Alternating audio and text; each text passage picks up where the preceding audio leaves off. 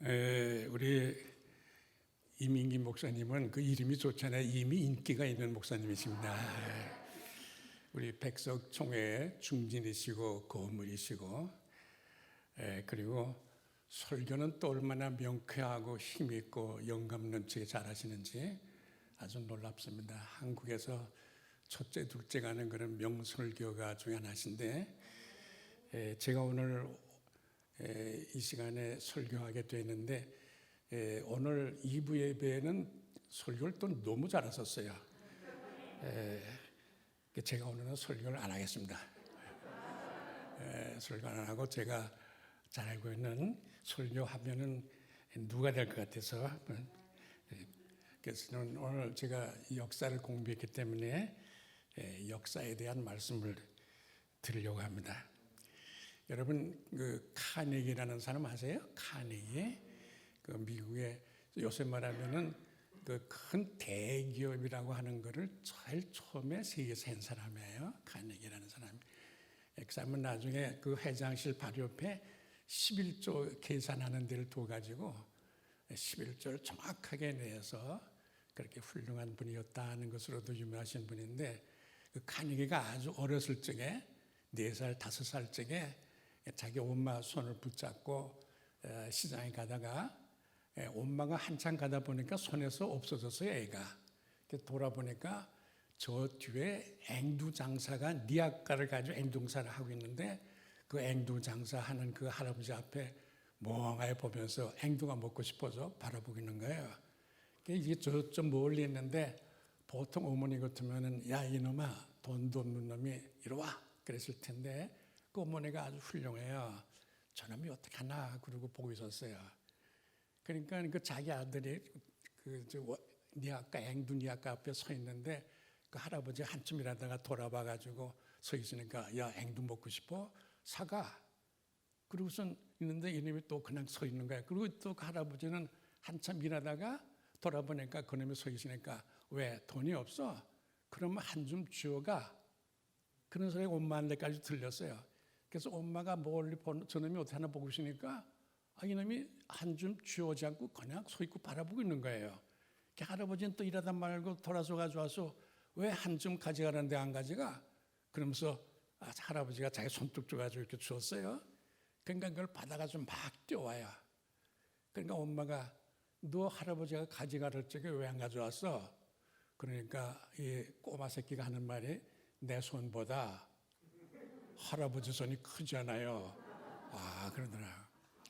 여러분, 하나님이 주실 때까지 기다리세요. 하나님께서 엄청나게 큰 것을 주실 테니까 기다리시기를 바랍니다.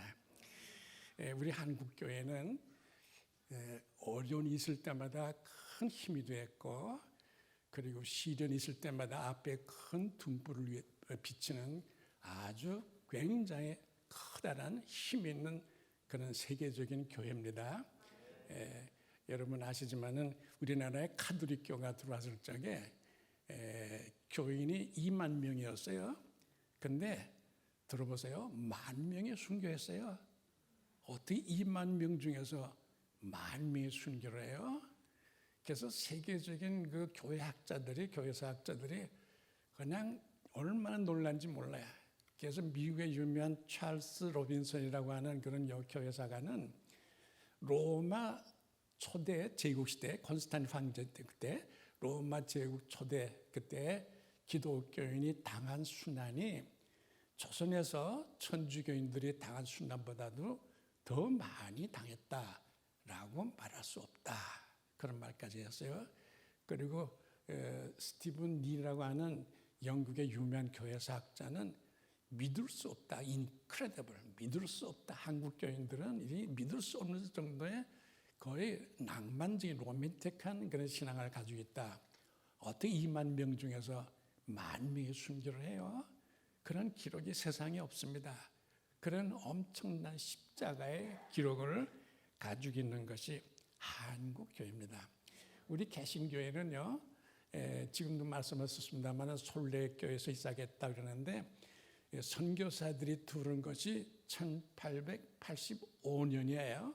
1885년에 들어왔는데 88년에 북장로교가 본국에 보낸 그런 연례 보고서가 있는데 그 연례 보고서에 말하기를 이렇게 말했어요.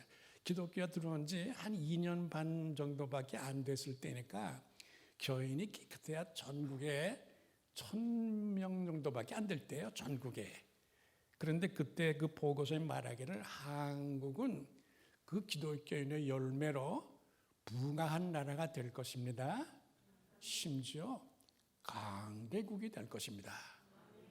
그 1,000명 사람들의 행동을 보니까 그 열매를 보니까 이 한국 교회가 한국을 부강한 나라로 만들고 강대국으로 만들 거다. 강대국은 지금 소련, 중국, 미국 같은 그런 나라가 강대국 아니에요? 그런데 여러분들 사실은 그 미국의 골드만삭스라고 하는 그런 경제 분석 기관이 있습니다. 거기는 세계 시장을 다 조사하고 증권 뭐 이런 거 다 조사하고 그래서 아주 세계 엘리트들만 모여가지고 분석하고 세계 경제 악기를 내다 보여주고 하는 대단한 건데 김대중 대통령이 미국 가면 거기에 먼저 들렀다는 얘기예요. 골드만삭스라고 하는 세계적인 경제 분석 기관의 연구기관인데 거기서 지금으로부터 19년 전에 잘 들으세요. 19년 전에 앞으로 한국은 2050년이면 한 25년 남았죠. 2050년에 세계에서 둘째 나라가 될 것이다. 여러분 이게 목사나 뭐 임 박사님 하는 얘기가 아니에요. 아주 냉정한 모델을 가진 세계 엘리트 경제 분석가들이 모여가지고 세계 경제를 분석하는 최고의 엘리트 기관에서 한국이 세계 둘째 나라가 된대요.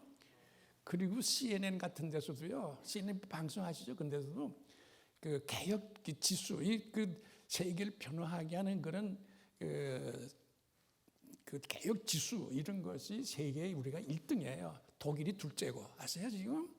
우리가 대단한 나라를 만들었는데 그 나라를 만든 거가 뭐가 만들었냐? 우리 기독교가 만들었어요.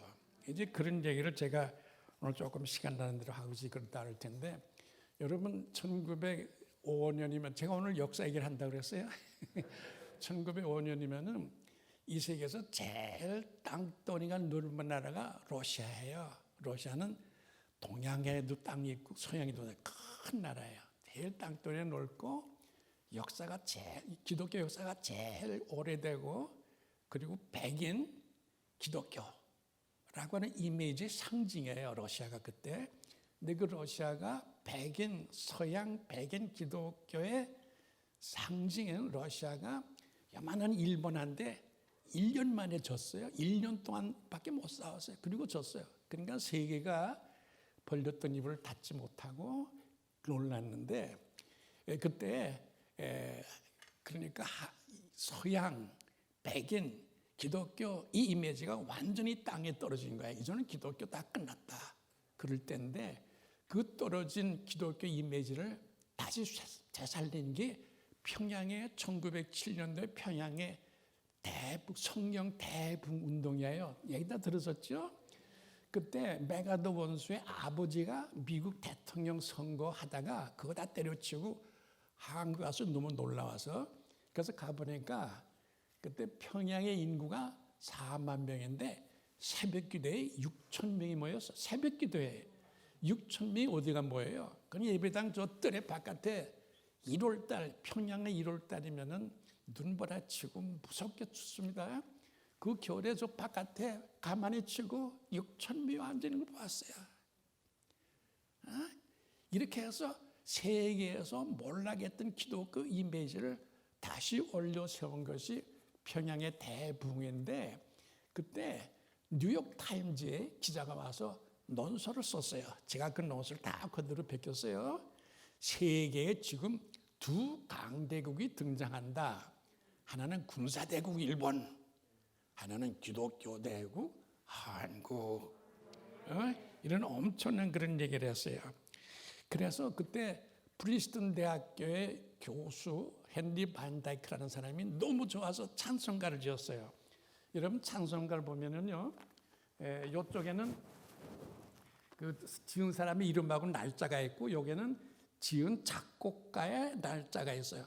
여기 보면은 날짜가 있고 지은 사람인데 거기 보면 1907년도 그러니까 평양 대붕이 일어나서 다시 기독교가 세계 역사에 등장했던 그것을 두고 헨리 반 다이크라는 역사가가 그 교수가 찬송가를 지었어요. 여러분들 아시죠? 기뻐하며 경배하세.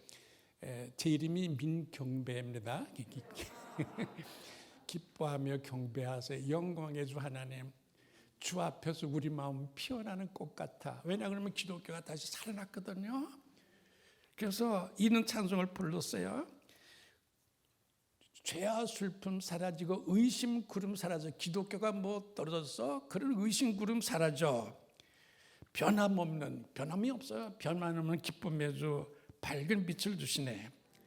땅과 하늘 만물들이 주의 솜씨 빛내고. 이런 찬송가 있죠. 노래하며 행진하며 싸움에서 이기고 승전가를 높이 불러 주께 영광 돌리세요. 이런 찬송가가 이때 지은 거예요. 미국에서도 이렇게 한국에서 일어난 평양 대붕이 기독교를 다시 세워주었다 그래가지고 이렇게 다들 기뻐하고, 그래서 뉴욕 타임즈도 한국이 기독교 대국이다 이런 말까지 썼거든요. 근데 그때 일본이 러시아 이겼기 때문에 러시아 같은 거 이제는 아무것도 아니다, 서양 아무것도 아니다 그래가지고 서양으로 진출하려고 하는 대륙 진출 정책이라는 걸 썼어요. 그렇지만 대륙에 대해서 사정을 잘 모르니까 정보부를 조직했어요. 정보부. 대륙, 러시아, 중국, 터키, 헝가리 그런 쪽에 이제 맞아 정보원을 보내가지고 다 정보를 수집하고야 대륙으로 진출할 수 있으니까. 그래서 정보부를 조직했는데 이름을 숨기기 위해서 흥령회라고 해가지고 그 엘리트 사무라이들만 뽑아가지고 정보를 만들어가지고 다 대륙으로 보냈는데, 그때 그 회장이, 원장이, 정보부 부장이 우찌다 료헤이라고 하는 아주 엘리트 사무라이예요. 그 사람이 한국에 와서 보고서는 이런 보고서를 본국에 써보낸 걸 제가 봤어요. 뭐라고 써보내냐 그러면은, 한국 사람들은 겁이 많아서 기러기만 날아가도 땅에 얼굴 박는데 한쪽을 보니까 눈을 부릅뜨고 어깨를 펴고 걸을 때는 땅에서 쿵쿵 소리가 나는 한때 사람들이 있더라. 그게 누구였어요? 기독교인들이다. 이런 말 쓴 거예요. 그러면 일본의 엘리트 사무라이들도 무서워한 한국교회. 그렇게 되는 거죠.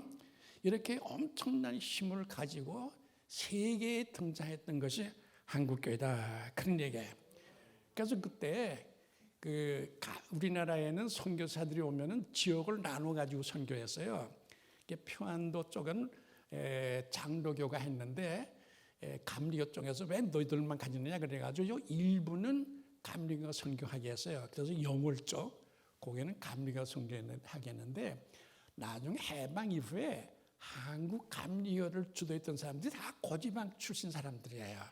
근데 고지방을 선교했던 선교사가 무어라고 하는 사람인데, 요한 세가리아 무어라고 하는 사람인데, 그 사람이 본국에 보고서를 써보냈어요. 그 보고서를 제가 읽어드릴게요. 하나님께서 왜 한국을 반만 년 동안 그냥 내버려 두셨습니까? 그것은 특별한 때에 가서 특별하게 쓰기 위해서입니다. 그때 하나님께서 쓸 때는 세계 동방의 횃불로서 세계의 구원의 횃불을 들기 위해서 그렇게 한국을 내버려 뒀습니다. 이제 한국을 하나님께서 들어쓰실 때는 세계 문제가 해결되되 제대로 해결되고 만국을 구원할 수 있습니다. 여러분, 한국이요 세계를 구원한대요. 이건 선교사들이 와서 보고서 한국교회 힘을 보고 한 얘기들이에요. 만국을 구원할 수 있습니다. 여러분, 영국의 신문 중에 그 만체스터 가디언이라는 게 있어요. 만체스터 유나이티드라고 들어봤어요? 그 박지성인가 그 축구 선수가 있었던데, 그 영국에는 런던 타임즈가 있고 만체스터 가디언은 두 거대한 신문이 있는데, 런던 타임즈는 조금 귀족적이에요. 근데 만체스터 가디언은 약간 실화 같은 것을 싣는 그런 신문인데, 거기에 지금으로부터 18년 전에 이런 글이 났어요. 한국은 세계의 종말이 오기 전에 세계교회를 주도할 것이다. 세계 종말이 오기 전에 한국교회가요, 세계를 주도할 것이다. 이것은 점잖은 신문, 만체스터 가이드는 점잖은 신문이 아니니까요. 아주 실화 같은 것만 싣는 신문인데도 한국교회가 세계 종말이 오기 전에, 그런 얘기는 세계 종말이 오기 전에 언젠가는 꼭 세계를 주도할 것이다. 그런 말이 맞지 않습니까? 여러분 1907년이면은 그 정미조약이라고 해서 고종을 내쫓고 좀 정신이 좀 이상이 된 그런 순종을 왕으로 세웠던 그런 때고, 일본 사람들이 다 와가지고 조선 초종을 다 차지했을 때예요. 그러니까 한국이 실질상으로 일본에 먹혔을 때예요.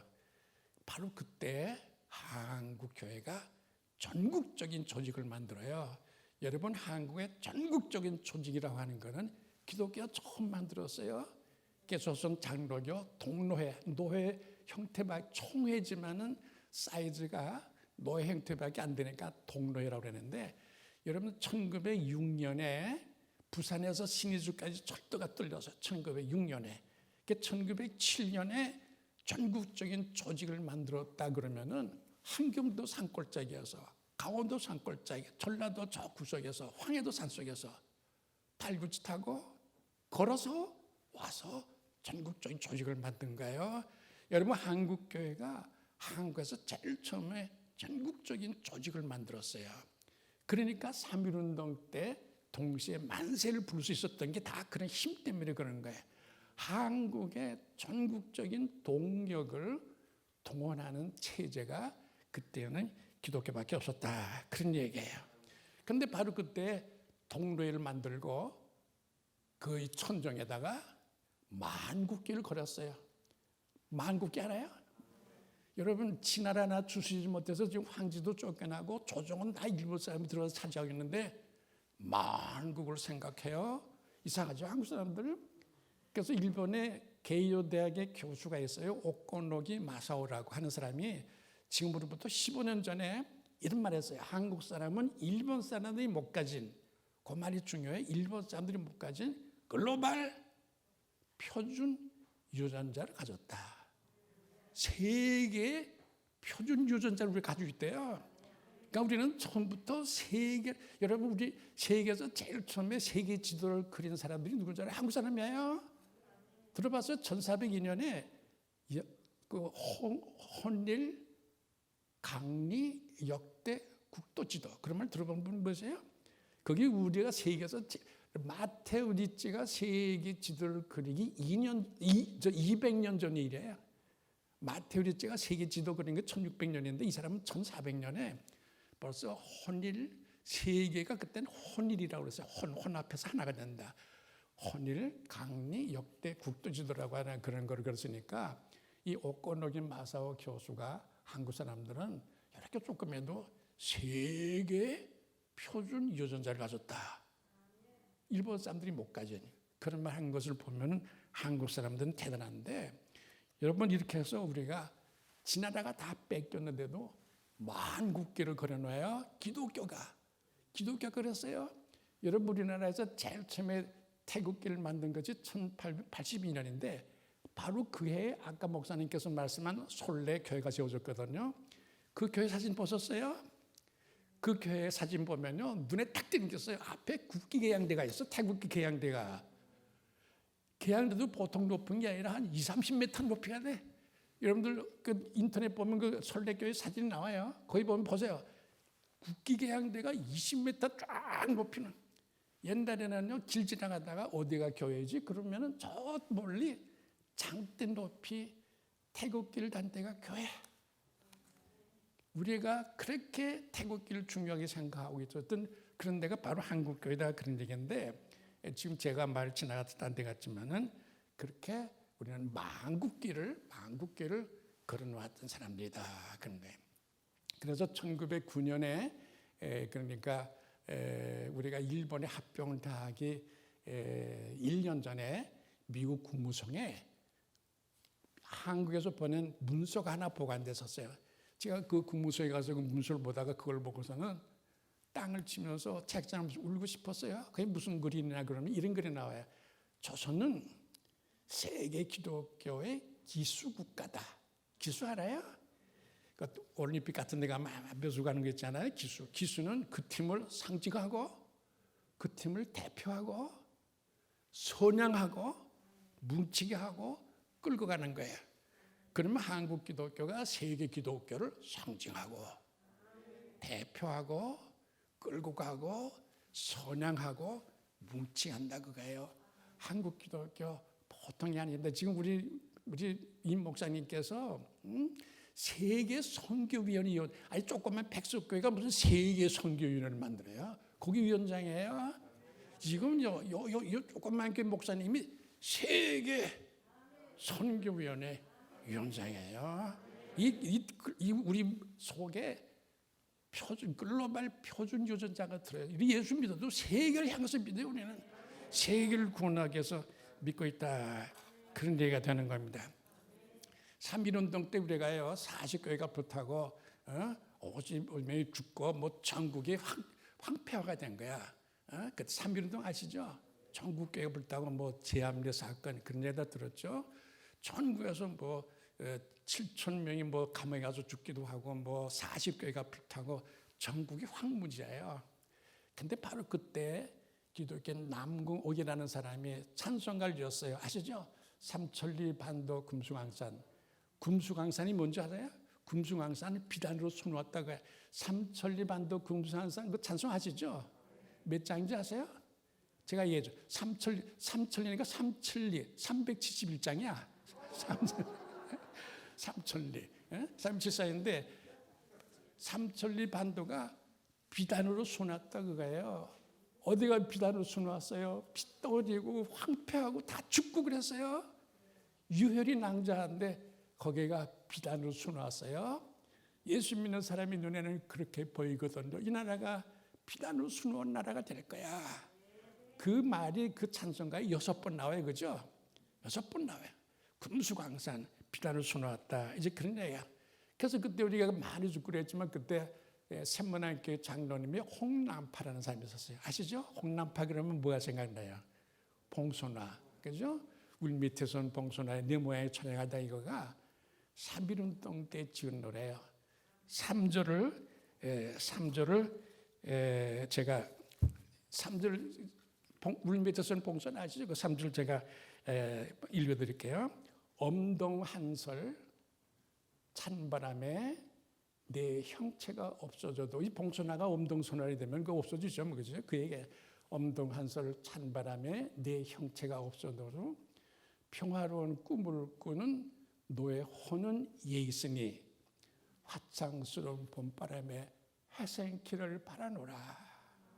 이제 따뜻한 봄바람이 불 거야. 그때는 내 영혼이 다시 솟아나서 부활하기를 바라노라. 이 봉소나 노래는 일제 때 못 불러서 이런 정신이 있기 때문에 이게 샘문안교회 장로님이 지은 노래 봉소나.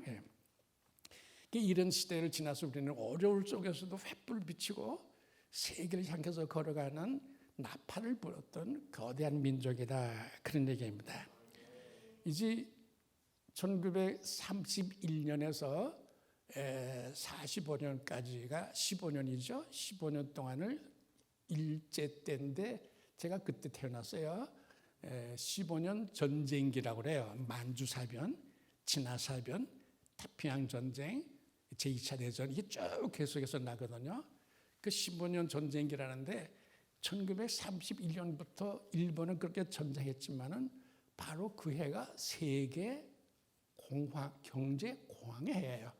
그때 사진 보면은요, 뉴욕에 이런 신사복 입은 사람들이 수백 메터 서 있어. 요만한 죽그릇 밥 하나 얻어 먹으려고. 미국이 그랬어요. 그러니 한국은 더말 거 없죠. 여러분들 지금도 동아일보나 조선일보가 그 당시 동아일보나 조선일보가 용인본이 아직도 조선관에 가면 있어요. 그거 보면요, 제가 역사가니까 다 보잖아요. 매일매일 굶어 죽는 얘기예요. 동아일보 사설에는 이런 글이 나와요. 우리는 전 민족의 반영구적인 전량 상태에 놓였다. 그때 부자는 여러분들 그때 부자가 뭔지 아시죠? 그때 부자는 밥이나 먹죠. 밥 먹는 게 부자야. 여러분 저 일제 때 국민학교 여자로 초등학교 다니는데 그때 클래스 가면요 시골에서 오는 아이들 도시락에 뭐 싸는 줄 아세요? 내가 보통 학교 클래스 갔다면 자꾸 질문해요. 우리 임 박사님도 기억하시지만 자꾸 저는 질문하는 타입인데 그때 도시락에 뭐 싸왔겠어요? 여러분 놀라지 마세요. 나무 뿌리를 싸와요. 나무 뿌리. 물론 솔나무 같은 나무 뿌리가 좀 연한 솔나무 뿌리인데 그 엄마가 그거 싸주면서 살고 싶었겠어요? 얘가 가서 어디서 이걸 열고 밥을 먹어? 그 엄마의 마음이 터질 것 같았을 거예요. 그런 시대로 살았어요. 그렇게 어려운 시대 살았는데 그보다도 더 심했던 때가 1931년에서 45년까지의 전쟁, 15년 전쟁이라고 그러는데 그때 우리는 그렇게 어렵게 매일 굶어 죽고 반영구적인 기아 상태, 전량 상태에 섰어요. 근데 그때 한국교회 일어났어요. 여러분들 아세요? 한국교회 일어났어요. 처음에 한국가 찬송가를 지었어요. 보세요. 찬송가 속에 그때 찬송가가 제일 처음에 나온 것이 우리 신앙을 노래하는 그런 우리 교회가 찬송가를 많이 지었어요. 근데 이 통일 찬송가를 가지고 제가 한국의 찬송가 역사라는 걸 썼는데 이 찬송가 역사를 보면은 거기 다 나오는데 눈을 들어 하늘 보라. 그러니까 그때 지은 찬송가 여러분들 고생하지만 눈을 들어 하늘 보라. 천지 지은 주 하나님 너를 도와주시네. 이 그때 찬송가야. 그리고 둘째 지은 찬송가가 피난처에 있으니 환난을 당한다. 다 이리 오게. 그때 두 번째 지은 찬송가고 셋째로 지은 찬송가가 주여 나의 병든 몸을 지금 고쳐주소서. 이 그때 지금 얘기하는 건 다 우리가 지은 찬송가예요. 주여 나의 병든 몸을 지금 고쳐주소서. 그리고 네 번째 지은 찬송에 겟세마네 동산에 줄 생각할 때 주님께서 십자가에까지 달렸었는데 이 정도 고통을 못 참아 그 찬송가고 그 다음에 여섯 번째 찬송가가 제가 지금 말하려고 하는 거 아침에 가둘 때 만무진설하여 나도 세상 지날 때 햇빛 뜨게 하소서. 보세요. 지금 다 굶어 죽는데 우리 한국교회가 지은 찬송가가요. 내가 세상에 햇빛이 되겠다고 해요. 나도 세상 지날 때 햇빛 되게 하소서. 이런 찬송가를 지었어요. 그리고 또 하나 또 유명한 거는 그때 평양신학교의 교수가 남궁옥이라는 사람이 남궁혁이라는 사람이 다들 서양 선교사가 교수인데 이 사람은 한국 사람이야. 남궁혁. 그 사람이 그때 평양신학교의 연구지가 신학진남이라는 책이 있었는데 그 신학진남이라는 책에다가 논설을 썼어요. 역사의 제3전기. 그게 뭐냐 그러면 지금 이 15년 전쟁기 때 얘기해요. 아주 어렵고 다 굶어 죽고 그럴 때 그 쓴 논문인데 이 세계에는 역사가 세 시대가 있다. 제1세대, 제2세대, 3세대가 있는데 마지막 제3세대는 한국이 끌고 간다. 어디서 이런 생각이 생겨요? 그리고 우리 임 목사님도 잘 아시는 그런 김교신이라는 사람이 있어요. 들어봤어요? 김교신이라고. 사실 함석헌이보다도 더 유명한데 함석헌 씨는 오래 살았고 이 김교신 씨는 일제 말기에 돌아섰기 때문에 그런데 사실은 그 그룹의 제일 훌륭한 사람 김교신 그 사람은 그때 1934년에 아주 어릴 때예요. 15년 전쟁이 아주 어릴 때에 조선 지도를 보고서 이렇게 얘기했어요. 조선은 세계 대륙을 등 뒤에 걸머지고 일어서려고 허리를 펴는 모습인가?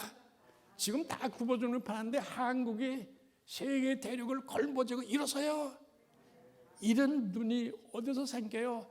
예수 믿는 사람이라면 그렇게 보이거든요. 한국이 세계를 걸머지고 지금 일어서고 있어요.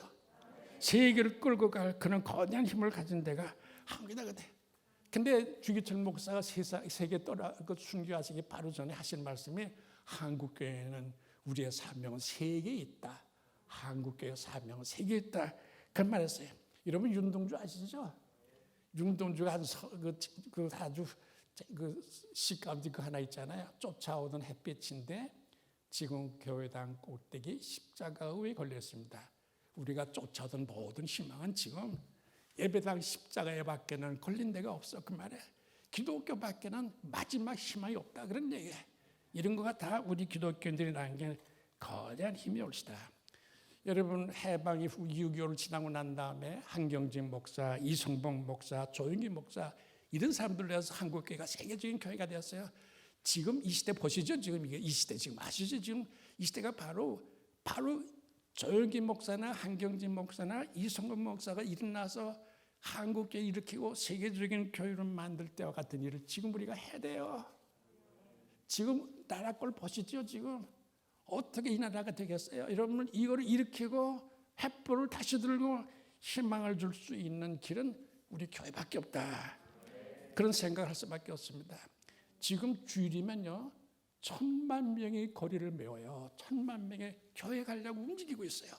이런 데가 세계에 없어요. 엄청난 어려운 때 한국교회는 민족의 반파제고 민족의 악기를 밝히는 횃불이고 세계를 끌고 가는 계시록이 열시다. 여러분 1967년 우리가 바로 일어나서 세계적인 나라가 될 바로 그때쯤에 어떤 기독교인이 찬송가를 하나 불렀습니다. 보세요. 맑은 샘 줄기온 솟아 거칠은 흘러적실 때 기름진 푸른 벌판이 눈앞에 활짝 트인다. 고요한 아침이라 새하늘 새땅아 길이 꺼지지 않는 인류의 횃불 되어 타거라. 여러분 한국교회는 세계 교회 계시록이 올시다. 그런 삶에 굳게 다지고 앞으로 함께 기도하며 나가십시다. 고맙습니다.